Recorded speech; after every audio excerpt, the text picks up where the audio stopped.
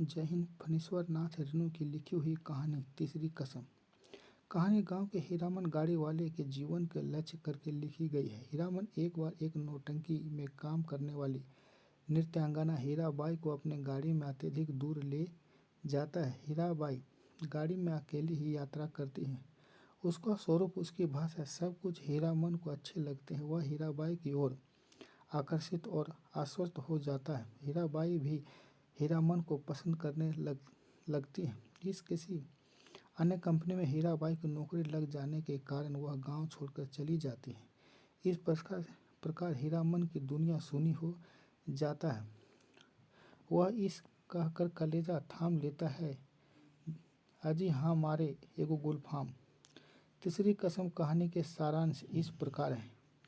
हीरामन प्राय 20 साल से गाड़ी हाँकता है। वह संभवतः सीमा के उस पार सोरंगराज नेपाल में तस्करी ढोता रहता है। यह कहते हुए उसके दिल में थकान हो गया है। एक सीमा के इस पार तराई में उसकी गाड़ी पकड़ी गई थी। जब वह गाड़ी गद्दी के बड़े मुनीम जी को पकड़े की गांठों के साथ ले जा रहा था, उस समय उसने अपनी बैलों के साथ अंधेरों में भागकर अपनी जान बचाई थी। एक बार उसने 100 लेकर सर्कस कंपनी के बाग ढोए थे, किंतु आज हीरामन एक महिला को ले जा रहा था।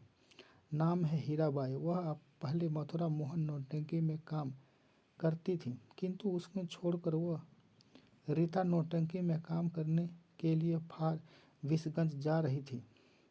उसने चंपा का ये इत्र अपने कपड़ों में लगा रखा है। चंपा की सुगंध हीरामन को पागल बनाए दे रही है। आप तीसरी कसम कहानी के सारांश पढ़ रहे हैं। हीरामन के मन में हलचल होती है।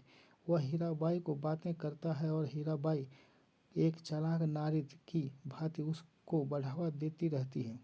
लेखक लिखता है कि हीराबाई ने परख लिया था कि हीरामन सचमुच ही हीरा रहा है। हीरा को वह घटना याद आ जाती है कि जब वह इसी प्रकार अपने भाभी को बंद गाड़ी में लाया था। रास्ते में गांव के बोली ठिठोली उसके कल्पना लोक में भेज देती है।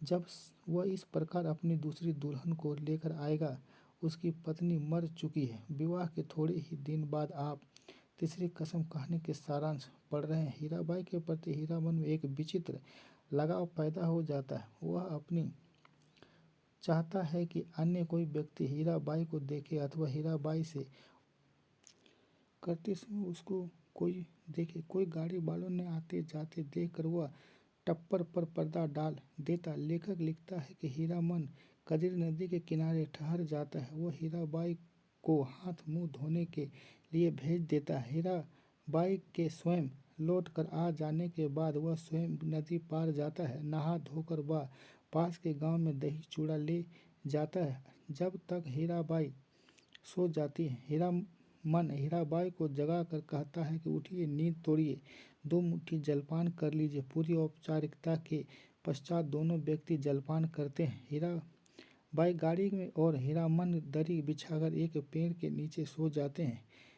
दिन ढलने के समय दोनों एक साथ जगते हैं। हीरामन गाड़ी के चला देता है।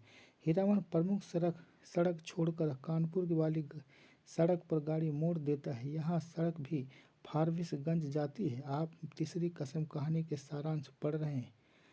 हीरामन को महुआ घटवार इनकी कथा याद आ जाती है और उसका शरीर स्वरूप मुखर हो उठता है। कथा के संदर्भ में वह दोनों 2-3 गीत भी गाता। हीराबाई उन गीतों को चलकर रात के पहले पहर में वे लोग फारबिसगंज पहुंच जाते हैं। फारबिसगंज तो हीरामन हेतु घर की तरह है। यहाँ उसने अन्य गाड़ीवान साथी मिल जाते हैं। हमारा कहानी अगर अच्छा लगे तो चैनल को सब्सक्राइब कीजिए, लाइक कीजिए, शेयर कीजिए। जय हिंद।